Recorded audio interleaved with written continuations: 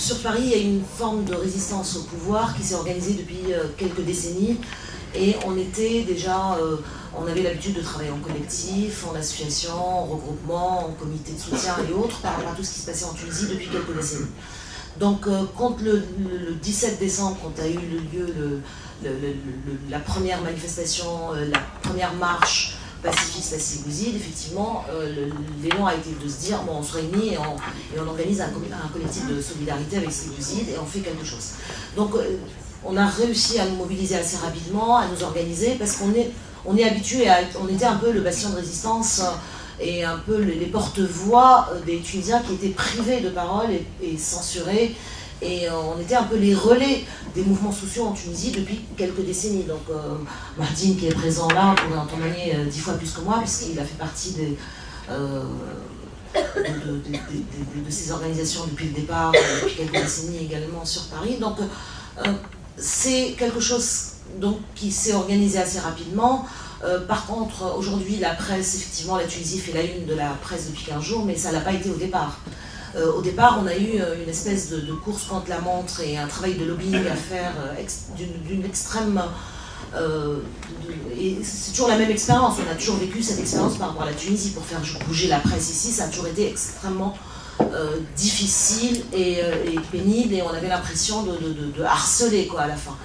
Parce qu'il a fallu attendre le 4e jour, à savoir 3 morts, pour qu'on ait des premiers échos sur RFI et sur France 24, et que 8 jours pour qu'on ait un premier article dans l'IB et dans Le Monde. Donc entre-temps, il y a eu plus de 4 morts, il y a eu plusieurs villes qui étaient déjà en mouvement, et que la population bougeait de l'intérieur, où tout tournait autour, quoi. Donc c'est pas négatif de le rappeler, parce qu'il faut qu'on ait ça aussi en mémoire, parce que la mobilisation c'est pas faite c'est-à-dire que la Tunisie a fait la une de la presse le jour où elle s'est imposée comme étant la une et que ça ne pouvait pas être autrement. C'est pas parce qu'on a voulu médiatiser ni quoi que ce soit. Parce qu'au départ, les premiers plateaux télé qui étaient organisés, les premières interviews organisées, on nous parlait du rempart à l'islamisme. Et était exclusivement sous cet angle-là qu'était traitée la question. Donc pour nous, le travail était extrêmement difficile aussi d'avancer, de continuer à envoyer un message plutôt par rapport à ce qui se passait. Donc on a servi pour un certain nombre d'entre nous de relais pour la presse, de vérification de ressources, de mise en contact avec des militants sur place pour les entretiens, les interviews, parce qu'il n'y avait pas moyen pour la presse d'y aller aussi. Un certain nombre de presse était interdit de séjour, et d'autres n'avaient pas de correspondant sur place ou ne pouvaient plus y aller. Donc notre rôle a été de travailler autour de la mobilisation et autour de ça. Mais en même temps, nous-mêmes, on était pris, parce que ce qu'a oublié peut-être de mentionner Sophie et qui me semble incontournable, c'est le rôle des réseaux sociaux dans ce qui s'est passé. Oui, non, je ne l'ai pas oublié, mais je ne pouvais pas te dire, oui, mais c'est fondamental. Et parce que c'est aussi... ça a joué un rôle d'accélérateur et ça a permis l'extension du mouvement de manière extrêmement rapide. C'est-à-dire que le premier jour à Sidi Bouzid, il y a eu déjà des premières vidéos qui sont tombées et des visuels, et les gens ont tout de suite réagi à cela.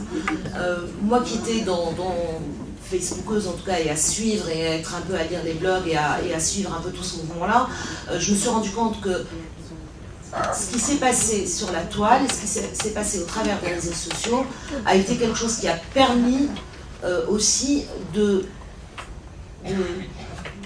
transformer la peur en rage, quelque part. Il y a eu un basculement à un moment, c'était l'enterrement. L'enterrement du jeune, où on a tiré sur le cortège funéraire. À ce moment-là, moi je me suis rendu compte que, aussi bien les slogans, aussi bien les mouvements dans la rue, il y a eu un basculement, on était un peu dans la distanciation, puisqu'on n'était pas dedans. Donc on avait un regard où on voyait un peu toutes les vidéos qui arrivaient de toute la Tunisie, des villes, des villages, et des expressions de jeunes un peu partout. Et on a assisté à une radicalisation au niveau des revendications à partir de là extraordinaire. C'est-à-dire que là, on n'était plus dans Tachri al-Istihqaq ya Issam al-Surraq, qui était le premier slogan, et que je vais traduire tout de suite, par « le travail est un droit, bande de voleurs ». On n'était plus dans ça, on était dignité, liberté. Et on a basculé tout de suite après, à bas les Trabelsi, dehors les Trabelsi, et petit à petit ça a monté. Donc ça, c'est quelque chose qu'on a vécu en direct et on a vibré là-dessus également, puisqu'on a passé tous, il y a parmi nous nombreux dans la salle, qui ont passé des nuits blanches entières entre Skype, Facebook, Twitter, le téléphone, la famille, les copains, les syndicalistes et tout le monde, quoi. Je veux dire, on l'a vécu en direct. Et le basculement, donc la radicalisation s'est faite à ce moment-là, et on est rentré dans une phase d'irréversible quasiment 4-5 jours avant la chute. Parce que je crois qu'il y avait une telle tension qu'on a basculé dans l'irréversible. C'était un suicide collectif autrement. Il n'y avait plus de retour possible. Les gens ont été au-delà de loin, c'est-à-dire qu'ils ont prononcé le mot fatidique, qui a été fatidique pour Ben Ali, en tout cas dégage. Et le mot dégage 5 jours avant a émergé dans les slogans. Donc à ce moment-là, on savait que ça ne pouvait plus s'arrêter parce qu'autrement c'était un suicide collectif pour de vrai. Et beaucoup parmi nous ici, on l'a vécu comme tel, en tout cas on l'a ressenti comme tel. Et on a été un certain nombre, d'ailleurs, c'est peut-être anecdotique, mais je vais vous le dire quand même, 3 jours avant l'organisation de la manifestation du 15 qui était prévue avant le 14, donc avant la chute, on était en train de réfléchir sur un slogan à mettre sur un autocollant pour la manifestation. Et on a choisi Uhibbuka ya Sha'b, qui est progressiste et révolutionnaire. Là, la première partie du slogan, c'est Uhibbuka ya Sha'b, c'est une citation de Farhat Hachet, que beaucoup connaissent dans cette salle, qui est un leader syndicaliste tunisien, et donc la traduction « Je t'aime mon peuple », progressiste et révolutionnaire. Donc on l'a fait dans les 2 langues, et on était extrêmement optimistes, quoi, on y croyait. On y croyait. C'était réellement 3 jours avant, on était dans cet état d'esprit où on savait qu'on avait franchi un pas où c'était plus possible de reculer. C'était nous ou lui. Je voulais juste, moi j'ai cité le rôle